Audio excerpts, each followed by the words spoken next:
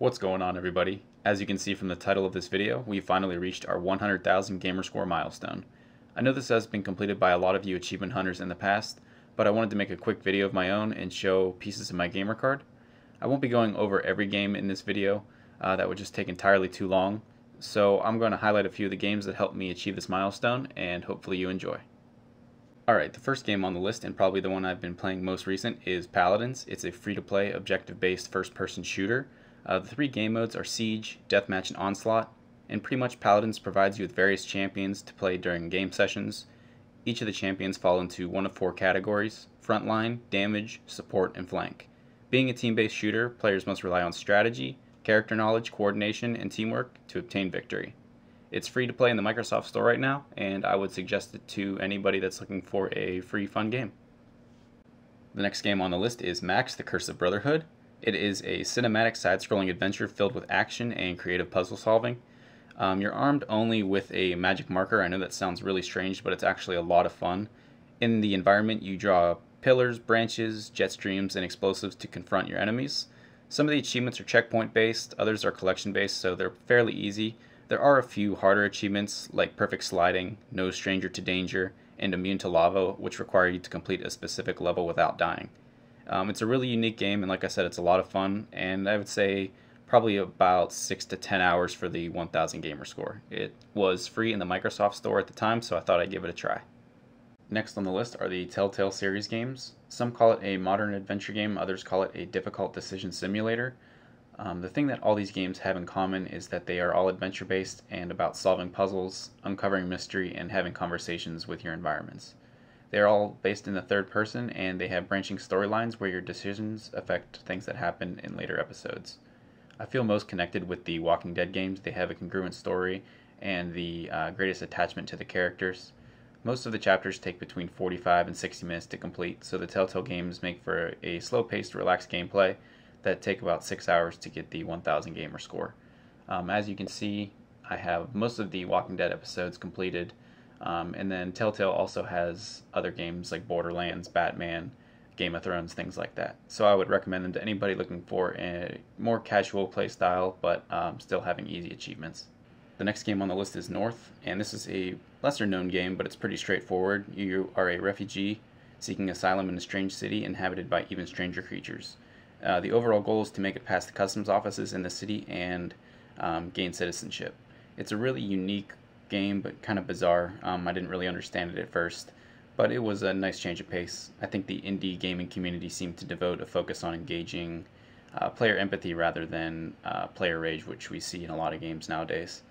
This was $4.99 in the Microsoft Store at the time. I'm not sure what it's listed for now, but each achievement is worth 100 Gamerscore, and it only takes about 30 minutes to complete, so it makes for an easy 1000 Gs. The next game on the list is Korgan. Korgan is a free-to-play, overhead, episode-based dungeon crawler. While playing the story mode, you can switch your characters in real time to face different types of enemies and obstacles, or combine their abilities together. For instance, you can freeze an enemy with the mage, then switch to your warrior character, finish them off with brute force, or shoot him from a safe distance with the hunter. Each character has their own abilities, strengths, and weaknesses. Like I said, it's free to play in the Microsoft Store. It only takes about an hour to complete for the 1000 Gamerscore. Next on the list is Need for Speed Rivals. I'm not particularly fond to racing style games, but I saw this at GameStop for $5, so I thought I would give it a shot. You take on the role of a racer or a cop, so you get to choose which side of the law you'd like to have your gameplay on. And common to any Need for Speed game, Rivals features countless cars, modifications, and a few unique upgrades or gadgets such as EMPs, shockwaves, spike strips, and the ability to call in roadblocks. Rivals features a career progression system for both the cop and the racer. Progression is made for the racer by completing speed lists, and for the cop completing assignments. They're both objectives which involve dangerous driving maneuvers and race standings. It's a fun, furious racing game. I mean, common to any racing style game. It takes about 20 to 30 hours to complete, so it's not the easiest, but I would definitely recommend this to anybody who enjoys the racing style games.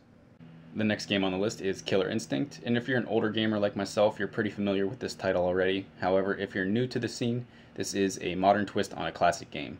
Killer Instinct is a classic style fighting game featuring characters from the 1994 lineup, including Jago, Fulgore, Spinal, and others. Right now it's free in the Microsoft Store, and the way that works is every few weeks they'll release a free rotating character for you. You could progress in the story, learn a different fighting style, earn a few new achievements, etc. Or if you don't want to wait around, they have the Combo Breaker DLC available for $20 that gives you instant access to all the characters. Right now there are almost 5,000 Gamerscore points that could be earned. However, a lot of the achievements are only worth 5 and 10 apiece, so it's not ideal for completionists, but still a fun game if you're a retro gamer or just looking for a fun game to play with your friends over the weekend. Next on the list is Rocket League. I'm sure everybody here knows what Rocket League is, but just in case you've been living under a rock for a while, Rocket League is a vehicle-based sports game where you can customize your cars with attachments, paints, decals, things like that, and compete with your friends in soccer, volleyball, and other cooperative style sporting games. At the time, I did have 1000G, but as is true with most games, more DLC surfaced, so I'll have to go back and earn a few more achievements to complete the game again. Most of the achievements can be boosted against bots in quick play.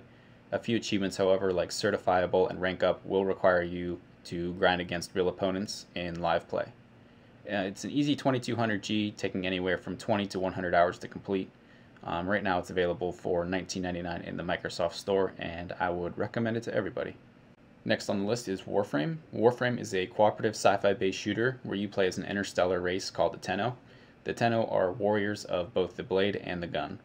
You fight the enemy, known as the Grineer, who are spreading throughout the solar system. You're guided by the Lotus, who rescues you from cryostasis. You level up your weapons, armor, Warframe abilities, etc. to defeat your enemy and save the universe. In the beginning, there is a lot of information to process for new players, but I would still recommend this game to everybody. A lot of the achievements are moderately hard to complete. As you can see, I'm only about halfway done. There are a few that I'm still trying to go after, so I plan to get as close to 100% on this game as I can. Next on the list is Gears of War 4.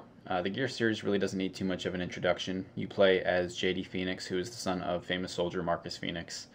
This game has 3,500 Gamerscore. A lot of the achievements are lower in value, but a lot of campaign, a lot of horde, a lot of multiplayer achievements, so there's a nice spread in the action. I definitely would recommend it to any Gears fan. As you can see, I'm about halfway done. There are a few achievements I'd like to go back and obtain, but I don't think I'll be getting the completionist for this one. The next game on the list, and probably one of my favorite games on the list, is Middle-earth: Shadow of Mordor.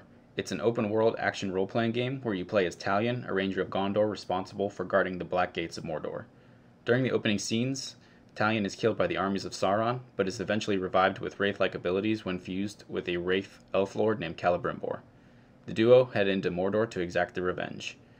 You engage in melee combat, use wraith-like abilities, and fight and manipulate enemies. The game introduces the Nemesis system, which allows the AI and the NPCs to remember their previous deaths and act in unique ways around the open world. It's a really fun game for any Lord of the Rings fan. I had the completion a while ago. New DLC has surfaced, so I'll have to go back and try to earn a few more achievements. The next game on the list is Ben-Hur. Again, this is a game that's based on a few films of the past. It is chariot-style racing around Roman arenas.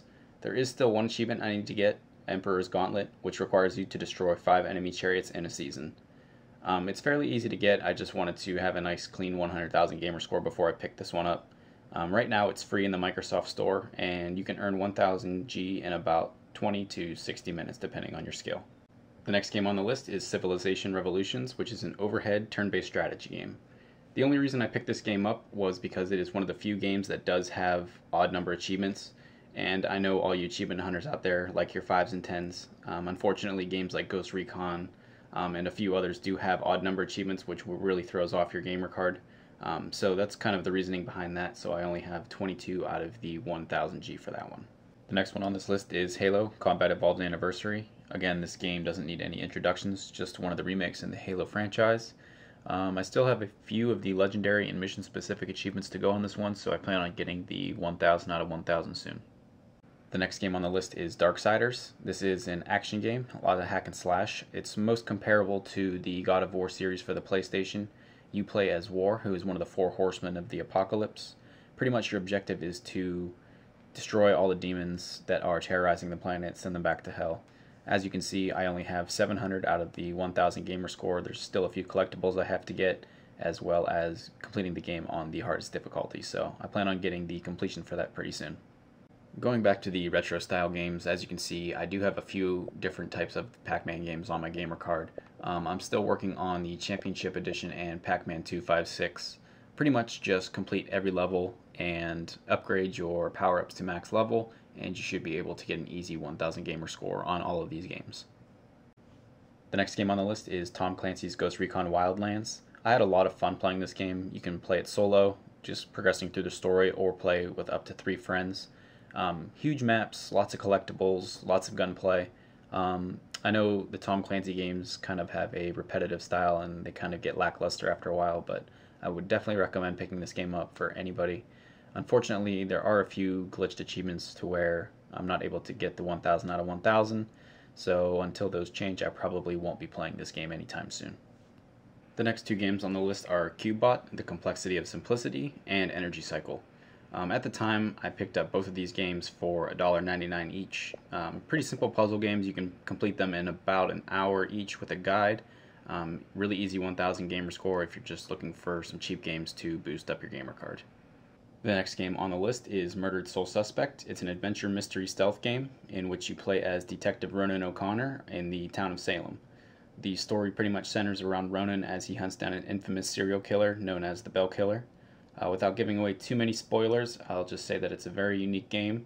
At the time, it was one of the free Xbox games of the month, so I'm not sure what the Microsoft Store price is now, but I would definitely recommend picking it up to anybody looking for a thrilling adventure. So those were just a few of the highlights of some of the games I played in order to get 100,000 gamer score. Like I said in the beginning of the video, I didn't want it to last too long, so I want to thank everybody for sticking with me this long, and if you're curious as to what other games I played to boost up my gamer card, I'll briefly go down the rest of my gamer card and show you what my achievements are for some of the other games. So if you enjoyed this, please leave it a thumbs up, and I'll see everybody in the next one.